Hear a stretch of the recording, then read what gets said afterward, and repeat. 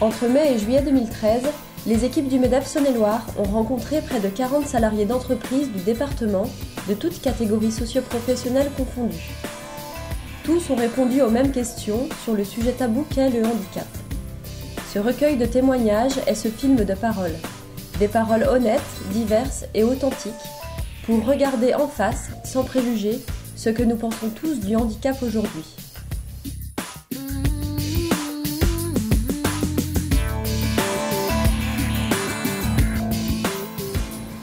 Débutons ce film en toute spontanéité.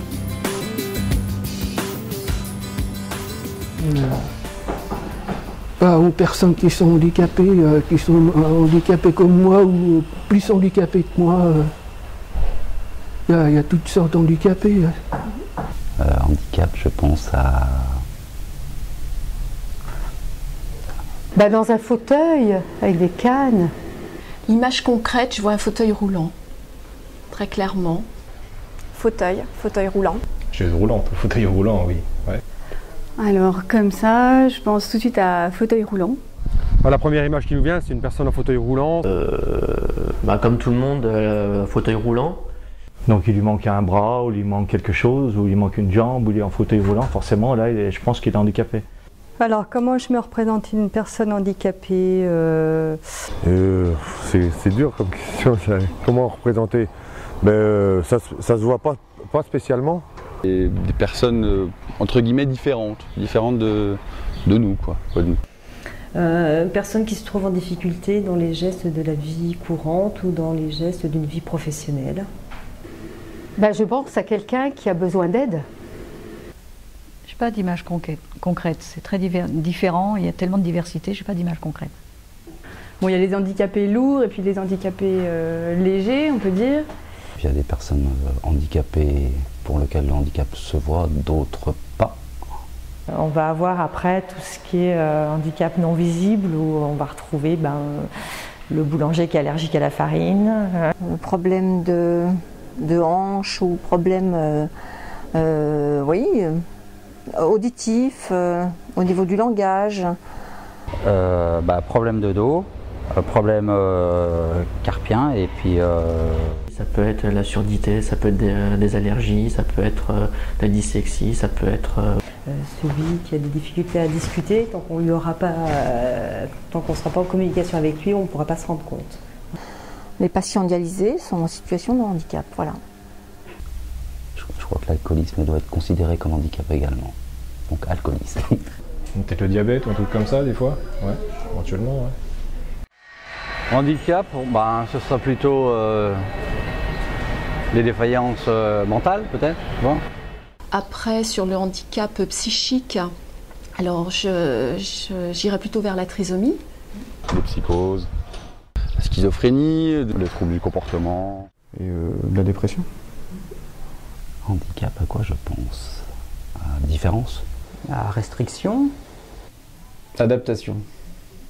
À diminution. Aménagement de poste.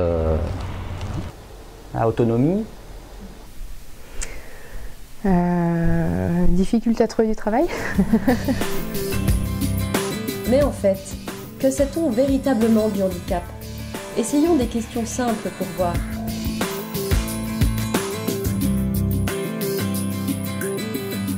Je penserais plutôt à un handicap physique. Les handicapés moteurs, mais j'en suis pas sûre. Handicap physique, je pense, quelqu'un qui manque une partie d'un membre. Le handicap numéro 1, je pense que c'est les gens paralysés. Et les handicapés de la route. Les paraplégiques. Pour moi, ça serait le mental, surtout. Strictement aucune idée. Le handicap le plus fréquent, l'asthme par exemple. Pour moi, l'handicap psychique, je pense. Peut-être la trisomie. C'est peut-être celle qu'on le voit le plus. Le premier handicap, je dirais la surdité. Physique. Par une claudication ou... Le mal de dos.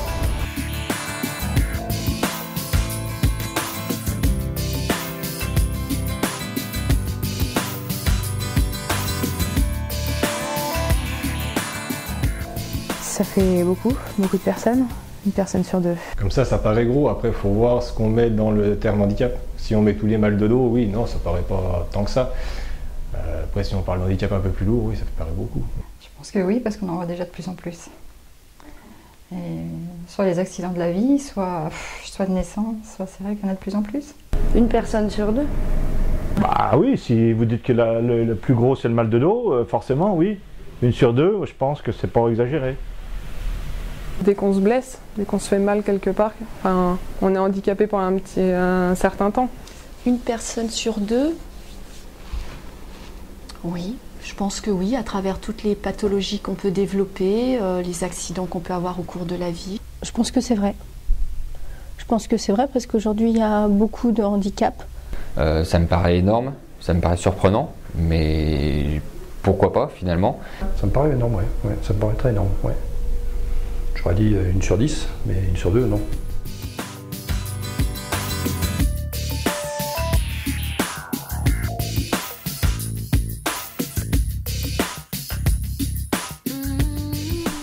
Je dirais 4, 40%, ça me paraît correct.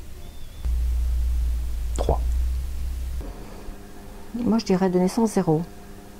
Je dirais 5. 4. Je mettrais 4, 5, je pense. Je suis peut-être haute quand même. Je pense que c'est minime. De naissance? Moi, je dirais 1 sur 10. Je dirais 1 ou 2, pas plus. 2. Sur 10? Oh, il ne doit pas en avoir beaucoup quand même. 2? Je vais dire 1. Je voulais dire 2, mais... Je dirais 2. Bah, ça, c'est équilibré, là, ça.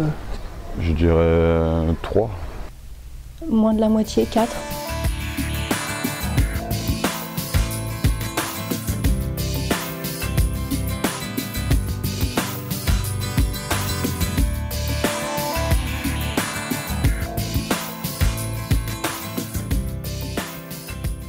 Au travers de ce film, nous avons pu constater que les connaissances et les représentations de chacun étaient différentes. S'impose alors une question évidente.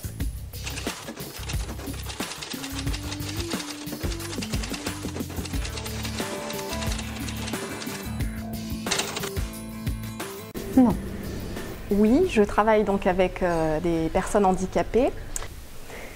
Dans l'entreprise, non. Enfin, je ne crois pas. Ou si, peut-être.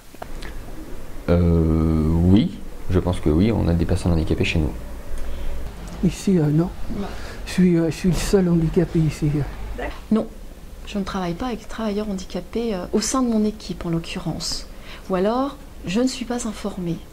Sur ce plateau-là, en l'occurrence, je travaille pas avec des personnes handicapées, mais j'ai travaillé avec des personnes handicapées sur d'autres plateaux et je côtoie, oui, des personnes handicapées sans entreprise. Pour moi, il n'y a pas plus de défauts chez un handicapé que chez un être valide. Après, c'est très subjectif.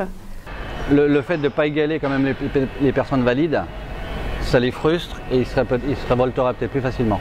Pour certains, le handicap est lié à un accident de la vie et peut être mal vécu et donc peut entraîner effectivement une frustration et une personne qui soit un peu moins patiente. C'est pas très beau ce que je vais dire, mais exactement, pour moi c'est à peu près les mêmes que les personnes âgées. C'est qu'on en arrive à un point où c'est pas parce qu'elles sont handicapées qu'on leur doit tout et qu'elles veulent être considérées comme tout le monde. Donc à un moment donné il faut assumer et il faut se mettre au même niveau que tout le monde, handicap ou pas. De se dire que la personne est beaucoup plus fragile et qu'elle sera peut-être plus souvent en arrêt de travail ou... Je dirais parfois agressif par rapport à leur handicap. Je pense que, comme tout le monde, il y a pour le moment des gens sympas et des gens moins sympas. Et gens, voilà, je pense que là, c'est pas lié au handicap, hein, c'est lié à la personne.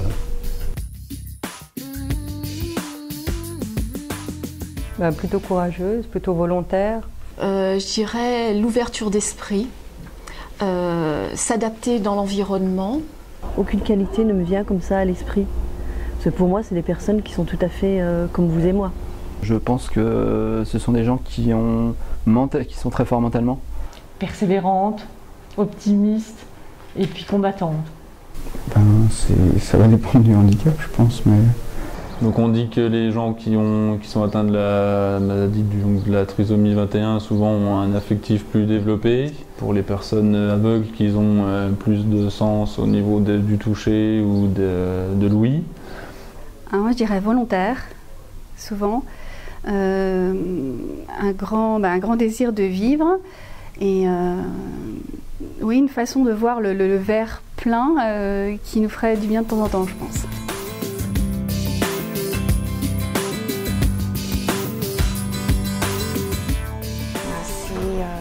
Le matériel adéquat pour qu'ils puissent travailler en fait. Le former, une formation. Les outils aussi pour aider la personne handicapée. Et que voilà, qu'il y a un bon suivi, je pense qu'il faudrait un bon suivi derrière, quoi, même après l'embauche. À tous les moyens possibles. Moi ce que j'aimerais c'est qu'on fasse tout le nécessaire pour que la personne ne se sente pas différente de moi, de mon autre collègue. Qui n'avons pas de handicap, c'est qu'elle travaille dans les mêmes conditions que nous. Voilà. Et après, si on a intégré l'entreprise, c'est qu'il a certainement envie d'apprendre. Donc normalement, ça ne devrait pas être très compliqué. Et recueillir ses besoins, déjà dans un premier temps, donc qu'il soit déjà intégré et qu'il ait de quoi travailler dans de bonnes conditions. Une attention particulière parce que c'est des gens qui sont quand même en souffrance. J'aimerais que l'entreprise fasse un entretien avant, par exemple, avec la personne pour qu'on en discute un petit peu avant, voir un petit peu ses objectifs, les attentes. Est-ce qu'elle a un passif par rapport à une intégration dans un milieu professionnel? Et puis être accompagnée aussi, parce que je pense que moi j'aurais aussi besoin d'être accompagnée pour faire une bonne intégration, pour que je puisse accompagner mes équipes en même temps. Déjà un ascenseur, parce que le service est à l'étage, donc si c'est quelqu'un qui est en fauteuil, ça serait compliqué.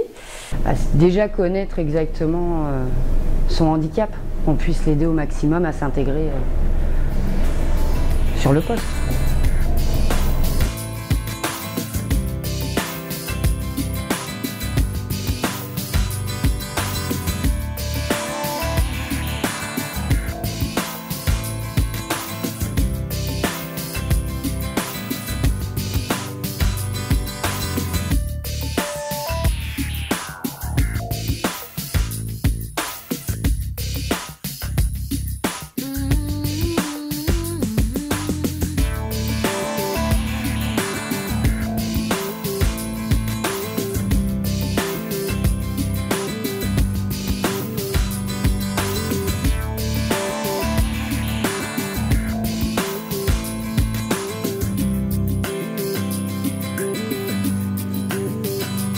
La communication, le respect de beaucoup de choses.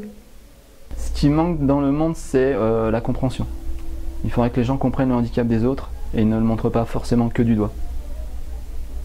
Si on faisait un peu plus confiance à ces personnes, ça marcherait encore mieux. J'ai bien l'impression que ça fonctionne, moi, aujourd'hui. Aucune idée.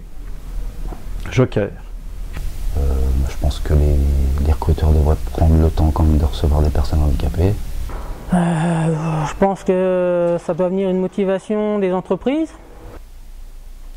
Je dirais pas les moyens, parce que je pense que quand on peut, on les trouve, les moyens, mais c'est plutôt de l'implication de chacun d'entre nous. Pour que ça fonctionne bien, il faut que les entreprises soient obligées d'employer des personnes handicapées via des taxes plus importantes, et que finalement ça vaille mieux le coup d'aménager ces postes de travail plutôt que de payer des amendes. Peut-être toujours davantage de communication, peut-être travailler sur cette différence qui finalement est complémentaire et qui est plutôt une forme de richesse que de risque, de ralentissement.